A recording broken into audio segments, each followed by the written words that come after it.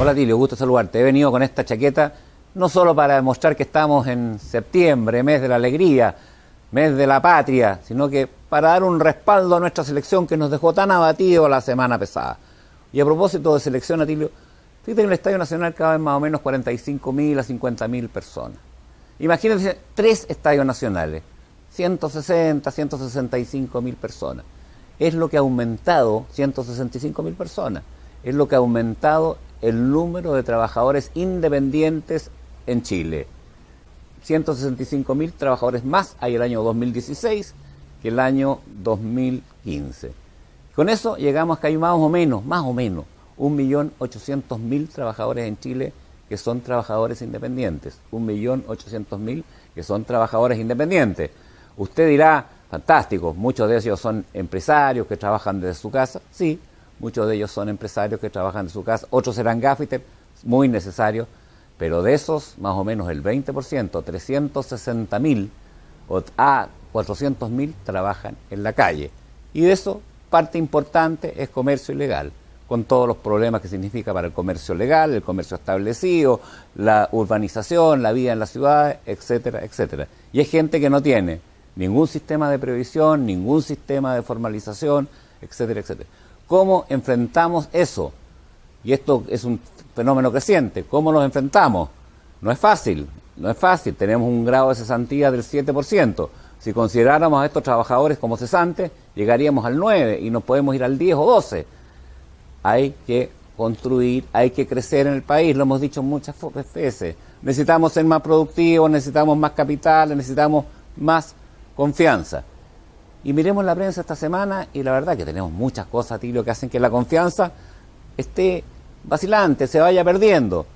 Para muestra un botón, elecciones de la CUT, representaciones máximas del sector sindical chileno, acusaciones de fraude de un lado a otro van y vienen, tendrán que repetir las elecciones.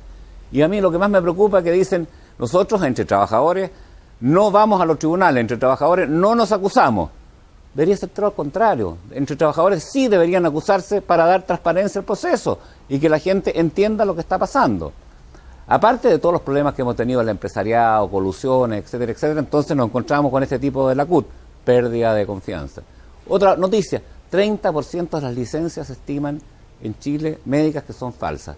Y se detiene a un señor vendiendo con promotoras licencias falsas. Entonces, ¿en qué confía uno? ¿En qué confía? ¿Confía en las estadísticas médicas? Con estas licencias falsas que se venden a la luz de todo el mundo, muy mala noticia. Y a mí, en lo portuario, Tilio, hay una huelga legal en el puerto de San Antonio. Y está bien, una huelga legal que sigue todo el proceso, los trabajadores paran, pero bloquean el acceso. Y gente que no tiene nada que ver con la huelga no puede ingresar al puerto a hacer otras funciones que no tienen nada que ver con estos trabajadores. La construcción de la grúa paralizada, no tiene nada que ver con los trabajadores. Cuando se le hace notar que esto que están haciendo es ilegal, dice será ilegal, pero nosotros no nos regimos por esto. Malas noticias son malas noticias para el país. Pero sí hay una luz de esperanza, Tilio, que por lo menos para mí constituye la noticia positiva de la semana. Es tremendamente importante. Y como una imagen vale más que 1000 palabras, la fotografía de la presidenta Bachelet junto al ministro Valdés, sentada con la directiva completa del Banco Central. Y la presidenta les dice, señores, los he llamado para que ustedes, de acuerdo a su estatuto, de asesorar a la presidenta de la República en general, me asesoren en el tema previsional. A mí eso me demuestra de que por lo menos el gobierno quiere mostrar y quiere trabajar el tema de la previsión, el tema de la AFP en forma seria y responsable. Una de las instituciones que tiene este Chile de poca confianza, que tiene mucha confianza, es el Banco Central.